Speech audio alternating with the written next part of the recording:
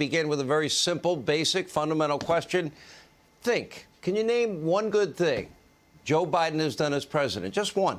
In your mind, can you think, what has he accomplished that you think is good for we, the American people? Now, he repealed all of Trump's border policies that were working. The southern border is now, as we've been chronicling, a disaster. We have another investigative report tonight. He promised to eradicate COVID-19, and now it has made a massive comeback, and he's responsible for what is the biggest virus super spreader event not in modern history, in American history. And Americans will die as a result of these policies, as a direct result. Now, he spent your money at a record pace, literally robbing our future generations.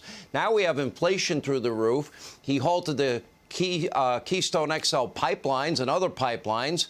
Now U.S. gas prices have never been higher. And as a consequence, everything you purchase is going to cost more to ship. And that means we're all going to pay more for everything we all buy.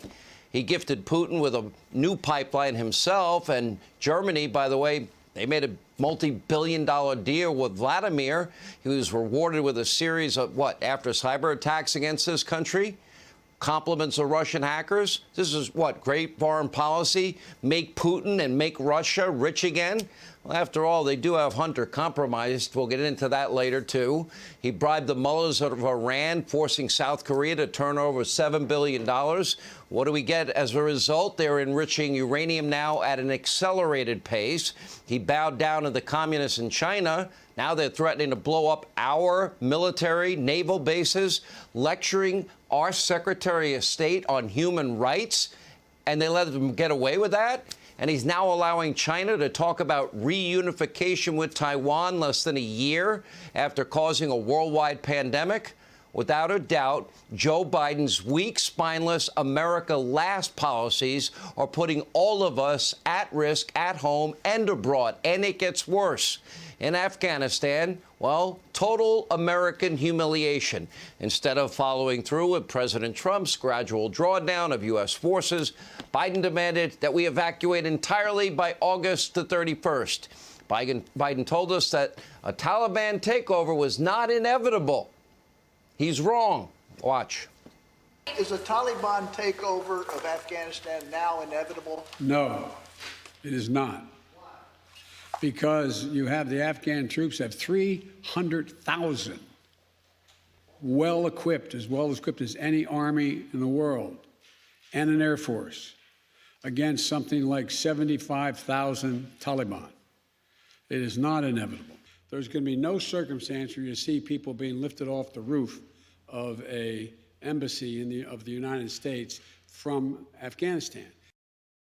And per usual, Joe Biden was dead wrong. Over the past month, the Taliban, well, they made tremendous gains all across the country, seizing province after province after province. And they, in the process, were able to collect a stockpile of U.S. weaponry and military equipment left behind by Joe during this haphazard drawdown. And now Taliban, they now control 60% of the country, Joe.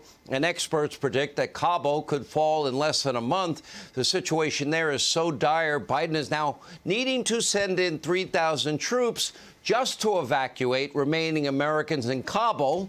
Now, in what is eerily reminiscent of Saigon 1975, Americans and our allies will now be hastily airlifted out of Afghanistan, just as the Taliban is surrounding the capital.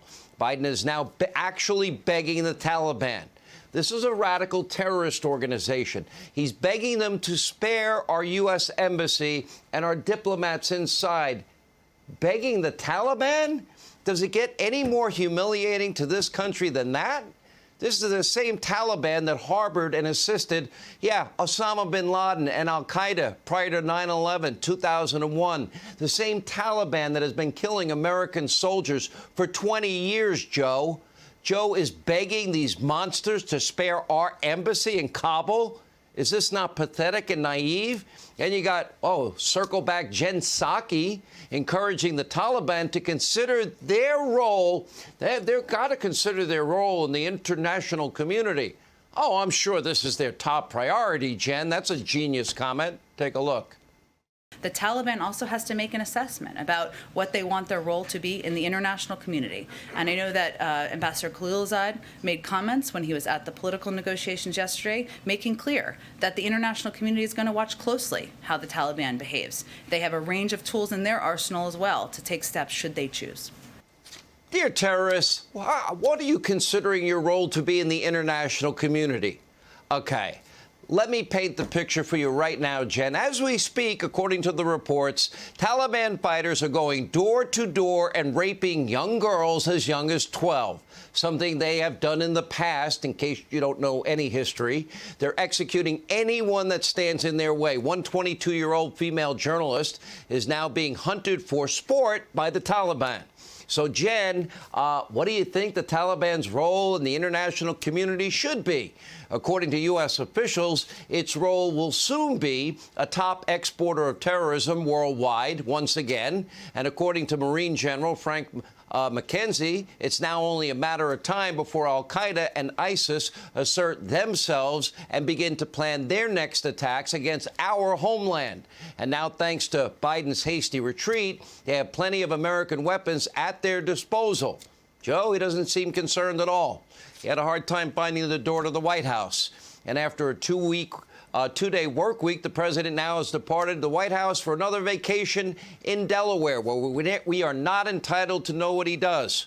With a major crisis at home and abroad, the leader of the free world missing in action yet again.